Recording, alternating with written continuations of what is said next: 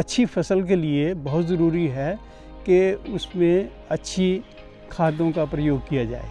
गेहूं की खेती के लिए जो अनुमोदित मात्राएं हैं वो है 120 किलोग्राम नाइट्रोजन, 60 किलोग्राम फास्फोरस जिसको P2O5 मानते हैं और 40 किलो पोटाश जिसको K2O में मानते हैं। तो आपको 120,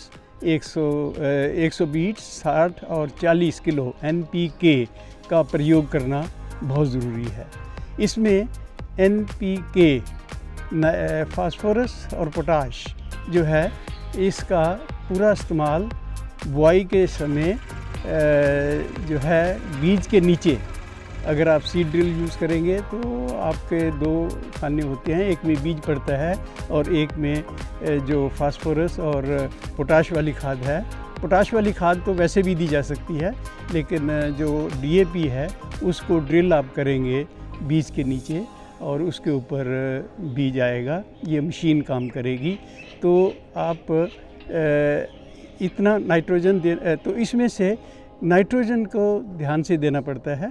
नाइट्रोजन जब हम सीधी बुआई गेहूं की करते हैं, गेहूं की जब बुआई करते हैं हम, तो शुरू में गेहूं के पौधे को ज़्यादा नाइट्रोजन की ज़रूरत नहीं होती है। या तो आप नाइट्रोजन जितनी आपने देनी है 120 किलोग्राम प्रति हेक्टेयर जो देनी है, उसका जो 1/3 भाग है वो उस वक़्त दे सकते हैं। और नहीं तो अगर आप DAP प्रयोग कर रहे हैं तो थोड़ी उस नाइट्रोजन, उसमें 18% नाइट्रोजन होती है, तो थोड़ी नाइट्रोजन जो होती है वो आपको वही मिल जाएगी और यूरिया प्रयोग करने की ज़रूरत नहीं है। और बाकी जो यूरिया का प्रयोग है, जो नाइट्रोजन वाली खाद है, उसका प्रयोग जो है पहली सिंचाई से पहले और दूसरी सिंचाई के पहले उसको बराबर मात्रा में देना चाहिए। और यदि ज़रूरत हो तो उसको 3 भागों में भी बांटा जा सकता है कि पहली सिंचाई के साथ पहले और दूसरी सिंचाई से पहले और तीसरी सिंचाई के पहले। अगर आपके मट्टी जो है हल्की है तो विशेषकर उन खेतों में हम 3 भागों में नाइट्रोजन का देना रिकमेंड करते हैं।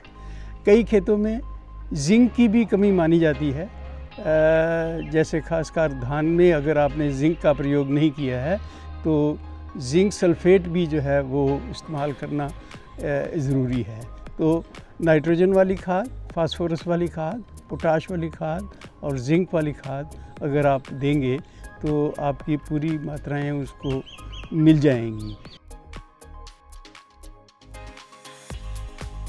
लेकिन इसके अलावा अच्छी उपज लेने के लिए, जैसे हमने देखा है कि 25 क्विंटल या 26 क्विंटल जब खेत में पैदावार होती है, वो उन्हीं खेतों में होती है जिसमें अच्छा ऑर्गेनिक मैटर होता है।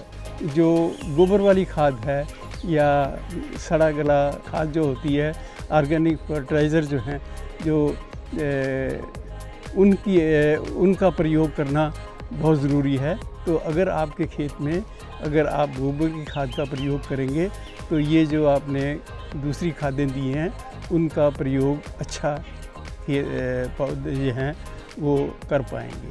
तो नाइट्रोजन, फास्फोरस, पोटाश, जिंक आपने इस तरह से विधिवत देना है।